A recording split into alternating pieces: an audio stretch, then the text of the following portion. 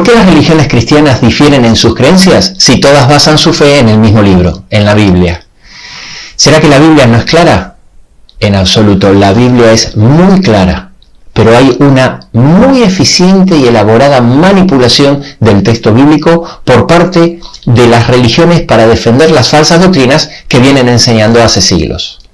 No siempre esa manipulación es consciente, a veces es inconsciente, pero el motivo o los motivos, mejor dicho, por los cuales una religión cristiana enseña doctrinas contrarias a lo que la Biblia enseña, es un tema muy interesante, que lo vamos a ver en otro video. Esto sería el por qué, pero en este video vamos a ver el cómo. Vamos a analizar cómo, de qué forma se realiza una tergiversación del texto bíblico, la cual es sutil y muy difícil de detectar. Precisamente por eso, cada religión tiene engañados a tantos creyentes, cristianos y sinceros. Sin embargo, es fácil de detectar si cuentas con las herramientas adecuadas. En este video te voy a presentar un método fácil de interpretación y exégesis que te dará las herramientas necesarias para notar inmediatamente cuando alguien está manipulando o forzando el texto bíblico para hacerle decir a la Biblia lo que no dice. Comencemos.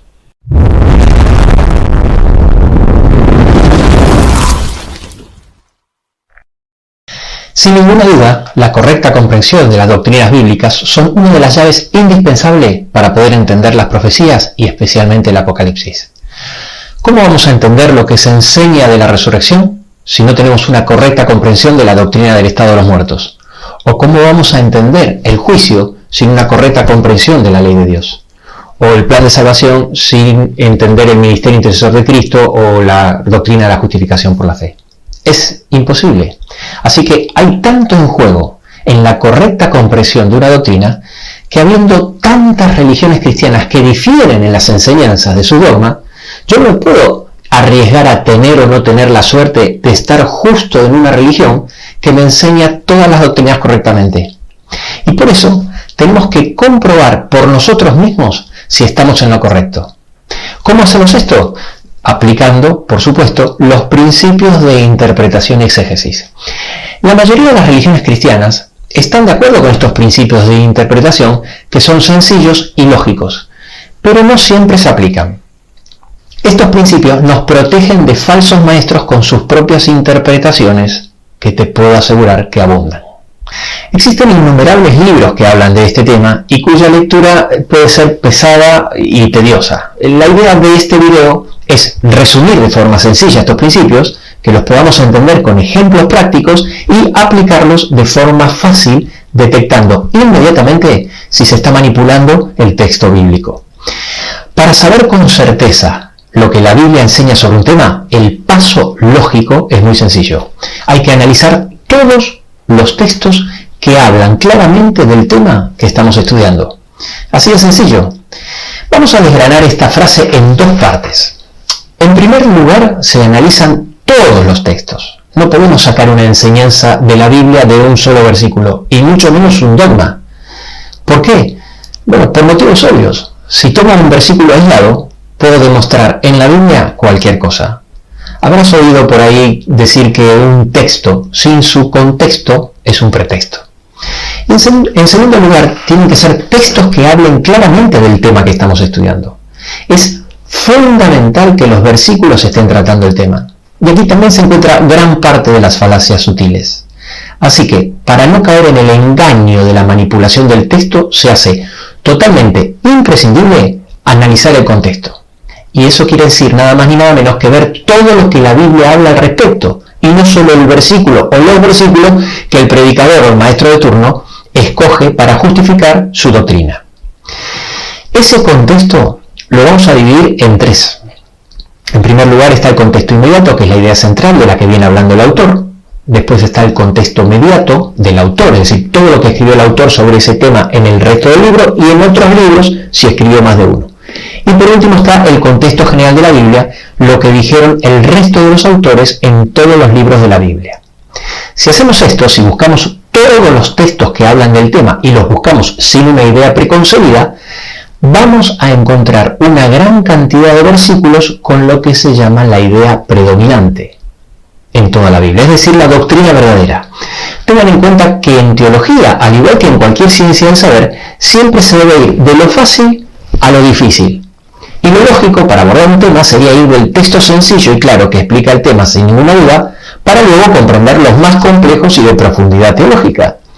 Si por el contrario abordamos los versículos de interpretación ambigua sin considerar los que tienen una interpretación obvia, es que hay una evidente intención de manipular el texto. Entonces, ¿cuáles son las evidencias inequívocas que se está manipulando el texto? Bueno, en primer lugar, no se muestran, ni se consideran y ni siquiera se mencionan la gran cantidad de versículos que hablan sobre el tema y enseñan la idea predominante. Y si se los menciona porque no tienen más remedio, se los presenta como excepciones aisladas. Y luego se intenta rebatirlos con interpretaciones arbitrarias, es decir, contrarias a toda lógica. En segundo lugar, por el contrario, solo se usan textos forzados que justifican una idea preconcebida. Como se presentan sin considerar los textos de la idea predominante, son sí o sí textos fuera de contexto. Por eso son forzados. Ahora bien, ¿sabes cuál es la diferencia entre educación y lavado de cerebro? La palabra más formal para el lavado de cerebro es adoctrinamiento. Normalmente decimos que a alguien le han lavado el cerebro cuando cree algo diferente a lo que nosotros creemos. No, te puedo asegurar que esa no es la definición. Un lavado de cerebro o adoctrinamiento es cuando alguien te transmite un dogma o doctrina que es una creencia indiscutible, imponiéndote su aceptación. Esa imposición puede ser por la fuerza, puede ser por amenazas o con engaños sutiles, quitándote la libertad de ponerla en tela de juicio. Cuanto más fuerte es esa imposición, mayor es el lavado de cerebro. Precisamente por eso nosotros no solo vamos a quedarnos con los textos encontrados, es decir, con la idea predominante, sino que vamos a analizar también los textos que normalmente se utilizan para demostrar una idea diferente.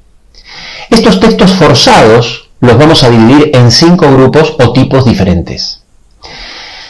Ahora, para que alguien utilice cualquiera de estos 5 tipos de textos para demostrar o justificar una falsa doctrina, se necesita siempre suposiciones arbitrarias, es decir, basadas en el capricho en vez de estar basadas en la razón, porque no toman en cuenta el contexto. Y aquí está el secreto para que no seas engañado. Tienes que ser capaz de detectar la suposición arbitraria. Un versículo forzado puede estar dentro de uno o más grupos a la vez, y si aprendemos a identificarlos, nos será mucho más fácil poder detectar esta suposición arbitraria. Por este motivo, en todos los casos, los textos deben ser interpretados a la luz de la doctrina verdadera enseñada por el contexto, y no al revés. Empecemos analizando el primer tipo de textos. Son las parábolas, metáforas o historias. Presten atención a lo que voy a decir ahora porque esto es muy importante. No se puede sacar una doctrina de una parábola. ¿Por qué? Porque las parábolas son breves narraciones simbólicas con una enseñanza moral. Por definición, eso es un suceso fingido. Y no todas las partes de la parábola tienen una simbología con una enseñanza moral. Algunas están simplemente para completar la historia. Por consiguiente, primero hay que conocer la doctrina para saber cuál es la aplicación o enseñanza. Y exactamente lo mismo pasa con las metáforas, que es una figura retórica que recurre a un lenguaje figurado. Lo mismo pasa con las historias, que no sabremos para qué están ahí si no sabemos el contexto y cuál es la enseñanza principal. Por eso no se puede sacar una doctrina de una parábola, de una metáfora o de una historia. Ahora, ¿por qué es tan importante enfatizar que las parábolas son narraciones simbólicas y las metáforas tienen un uso figurado? Son importantes porque, aunque contengan frases dichas por el mismo Jesús, por definición, son sucesos fingidos y nunca se pueden tomar literalmente.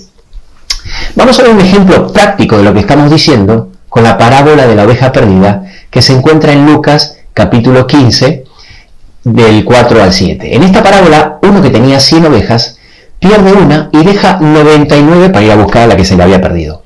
Finalmente la encuentra y festeja con sus amigos, y en la parábola Jesús termina diciendo en el versículo 7, os digo que habrá más gozo por un pecador que se arrepiente que por 99 justos que no necesitan arrepentimiento.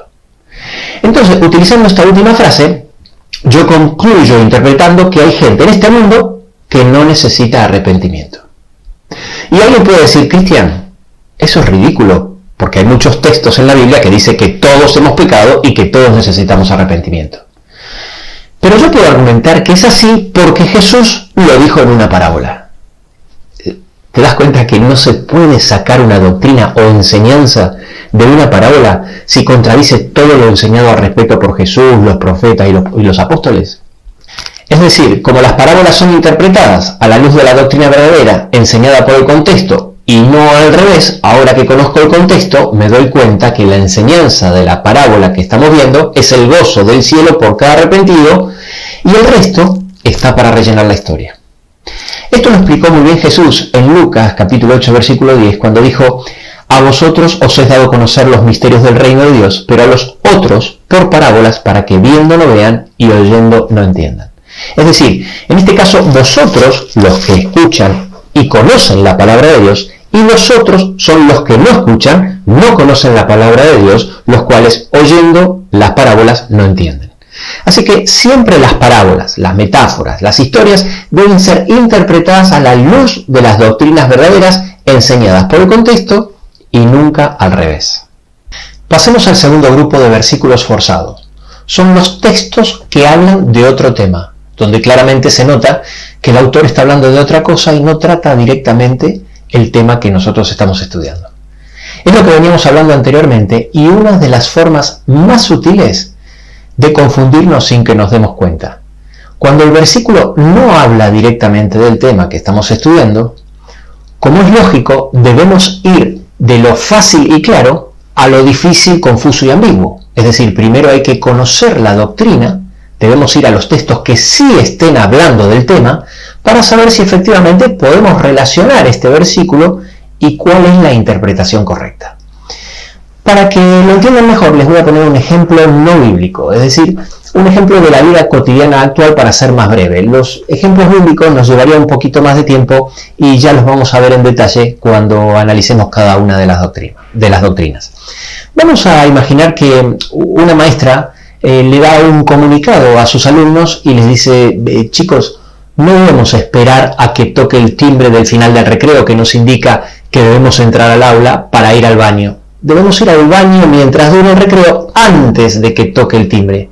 Así, una vez termine el recreo, nos podemos apresurar a entrar al aula sin demora. Entonces el niño dice: la maestra quiere que entremos al aula corriendo. Es verdad que la maestra dijo que se apresuren a entrar al aula sin demora, pero el comunicado no habla de eso.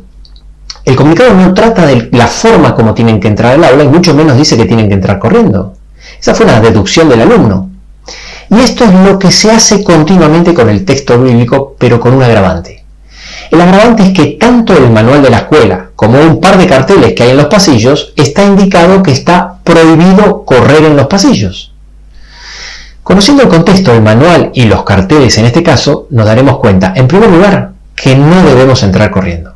En segundo lugar, que la nota habla de ir al baño durante el recreo y no después, y que tan pronto toque el timbre vayamos al aula. Y en tercer lugar, que la interpretación del alumno fue una suposición arbitraria, por no tomar en cuenta el contexto.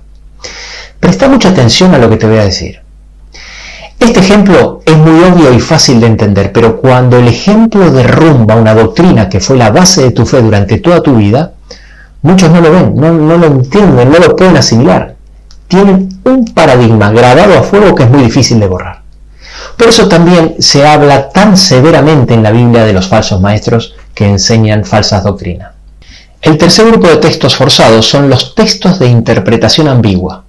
Son versículos que pueden tener dos interpretaciones y obviamente primero debemos conocer la doctrina enseñada por los textos que no tengan una interpretación ambigua para que sepamos qué interpretación tenemos que aplicar.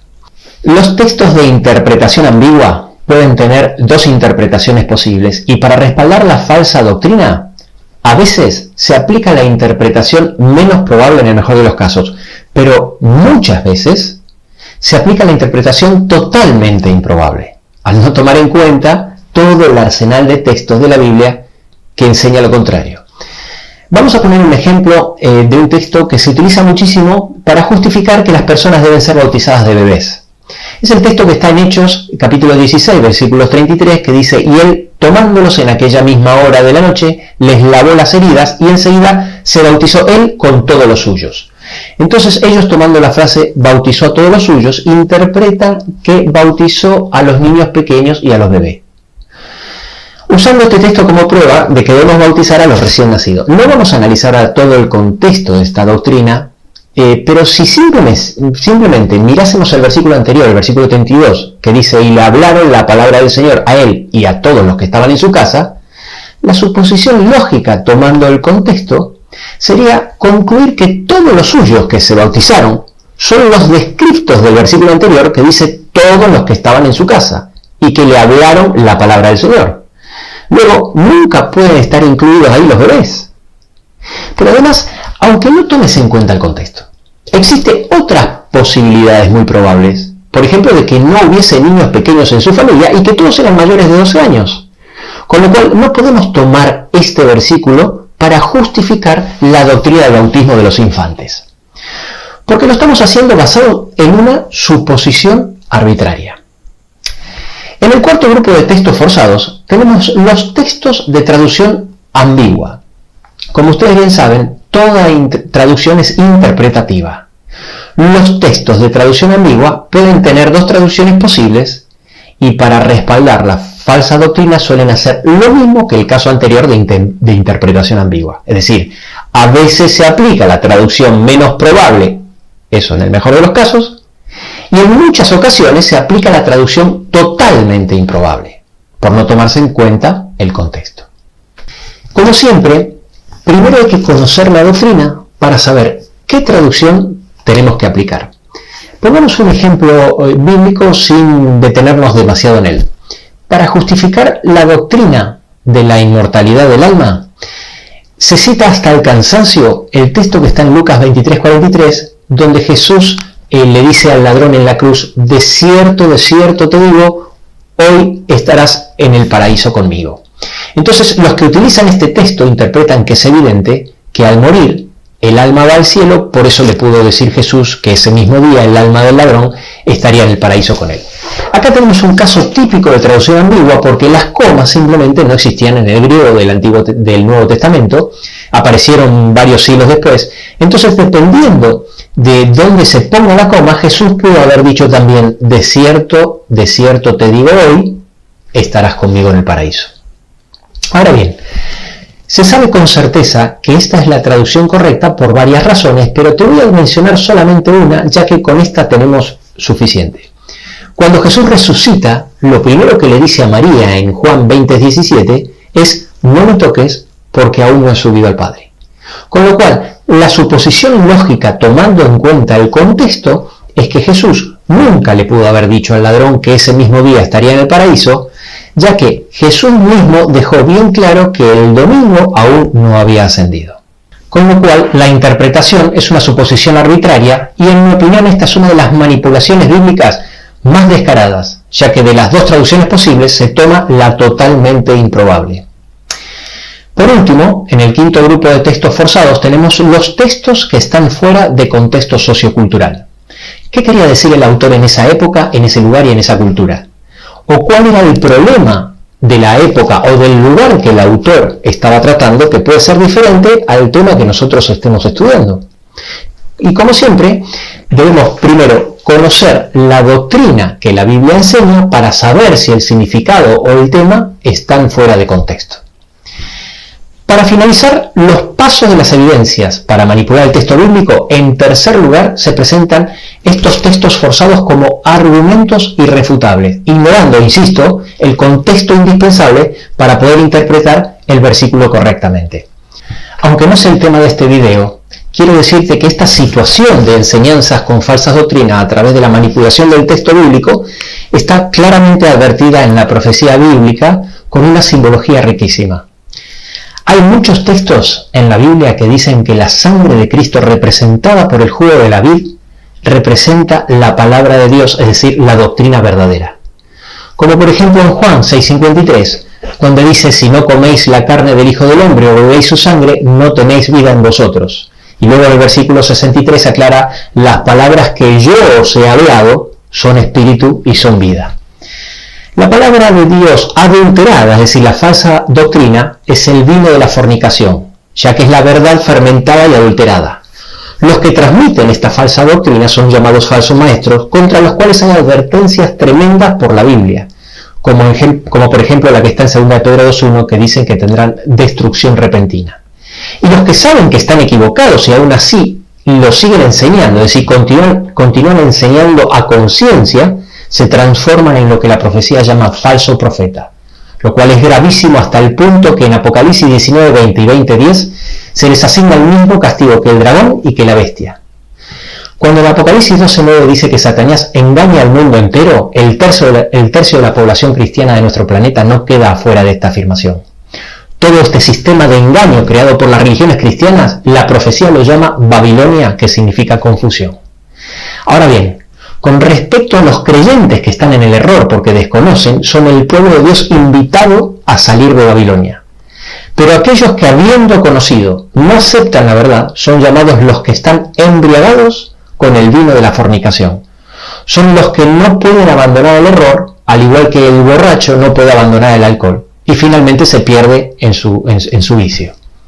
La simbología, sin ninguna duda, es otra llave para entender el Apocalipsis. En Apocalipsis 18, del 2 al 4, dice: ha caído Babilonia. Y luego hay una advertencia crucial para el pueblo de Dios. Dice: salid de ella, pueblo mío, y no seáis partícipe de sus pecados, ni recibáis parte de sus plagas.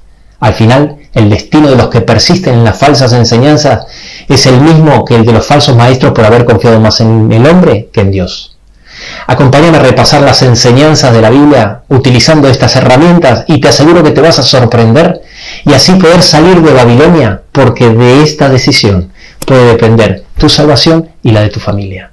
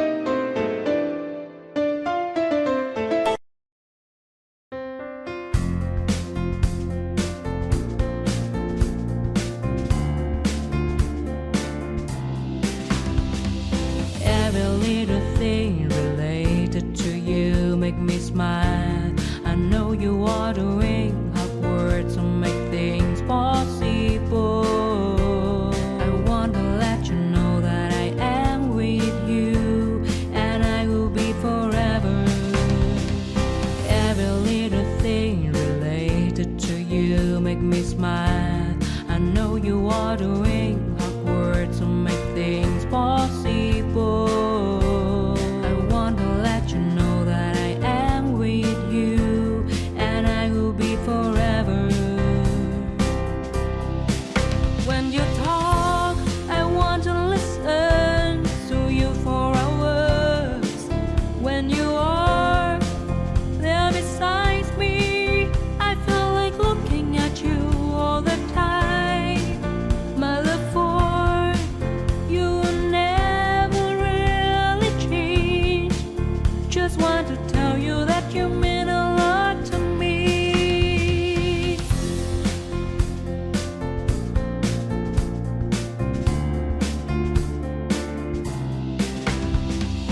Every little thing related to you make me smile. I know you are doing hard work to make things possible. I want to let you know that I am with you, and I will be forever. Every little thing